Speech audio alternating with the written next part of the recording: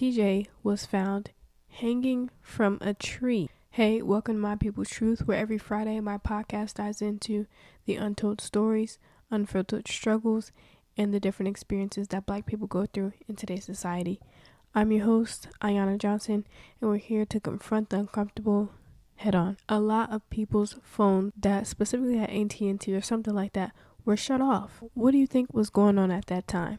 This tragic story happened February 21st. A 29-year-old, his name, Trevante Jamal. Sorry if I pronounced that incorrectly. A source from TikTok says TJ, that's what his family has called him, was found hanging from a tree in northern Georgia. In the town, I'll just put the name right here. And like I said, this happened in northern Georgia, February 21st, during Black History Month. The GBI, Georgia Bureau of Investigations, they are working with the Towns County Sheriff's Office. After the incident, Fox 5 found us out that Atlanta deputies were called to the scene at the High Shoals Falls near Swallow Creek Wildlife Management Area around 2 p.m. That's when they came out there and found out what they found out, and that's when they came to remove his body. At this time, according to GBI, Georgia Bureau of Investigation, their preliminary investigation suggests that this was an isolated event. What that means is they think that he did it himself, that he was by himself when this tragedy occurred. Keep that in mind. Up to this point, there has not been an official autopsy report showing proof of death, like how he died, because of how new this is, I'm guessing. But at the time of me researching this and looking it up and stuff, that's what the articles that I found that I'll link in the description says, that there's no autopsy report yet. According to TikTok, they're giving you the background, I'm giving you what they give me. There's a U.S. representative for the state of Georgia. His name is Andrew Clyde. Now, this is some back context about who he is. Clock this real quick and keep this in mind. This man voted against the federal Juneteenth holiday. Andrew Clyde did. He voted against one of three to vote against the Emmett Till anti-lynching bill. He was one of three to vote against that.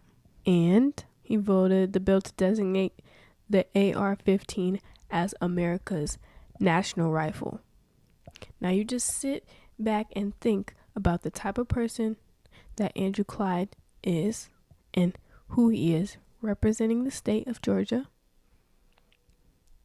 And that's just his actions and what he has done in office as a representative. Now, with that in mind, do you really think that they are going to get to the bottom of this? Do you really think that they're going to put this out into the media like how they should? Or do you think they're going to keep it as oh, he was depressed, he had mental health issues type of thing? What do you think they're going to try to do with this case? Because as you know, no autopsy report has been done yet. And also, this is barely out. Anybody barely knows about this. Nobody really knows about this. This is fresh, new, and it's not getting the media coverage that it should get.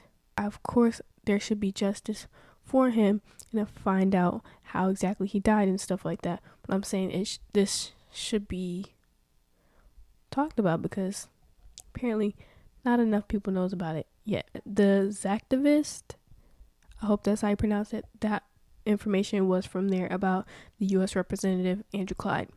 This information I'm about to give you is from TikTok as well, at The Golden One. Just paraphrasing what they said.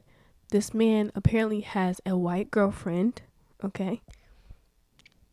And this person, they're saying that apparently he always went on the trail. The trail is where this happened at. And apparently, from the TikTok source that I got this from, researched it and said, seen with their own eyes, that whenever he is on the trail from his Facebook page that they've seen, he always was with either his kids and his girlfriend or his friends and his girlfriend. So he never really went to the trail alone. And I'm saying this because there are pictures for proof that he was always with somebody when they went to the trails. Keep that in mind. The Facebook page was full of pictures of him going on a trail with his kids and or with their kids. I don't know who had the kids, whatever, with kids and his girlfriend, and also Facebook pictures there was of him going on a trail with his friends and his girlfriend. And like they said, they were capturing the moments together that they had on the trails. He would post the pictures or the videos on his Facebook account. But the fishy thing is that now the girlfriend, the white girlfriend, had deleted or removed the pictures that were on there of them together on the trails. She tried to make the page private. This, I want to specify, this is in theory that she was the one. We don't know who's the one that deleted or tried to private the man's Facebook account. We don't know. But the person that I'm adding is saying in theory that this is what they think happened to the Facebook account. And they also found the girlfriend's name. The girlfriend's name is Kimberly. And so far as the Golden One has stated that the girlfriend has not spoken out about anything, and so far she has not said anything. My thoughts on what I think about this whole situation. I feel like she looks super like suspect now because one, why have you not said anything about it? You said nothing at all. Two, in theory, usually whenever there's a crime that happens like this, the first person that police look at is the romantic partner. And I'm not going to say 100% of the time, but 95% of the time, it's usually the spouse or the romantic partner or the girlfriend or boyfriend who does the crime to their partner or significant other. Usually that's what happens. That's just what I'm thinking. But hey, it could be somebody else. I'm just saying. I'm saying this could be a crime of passion. She could have been mad at him for something, and then was like, hey, perfect opportunity.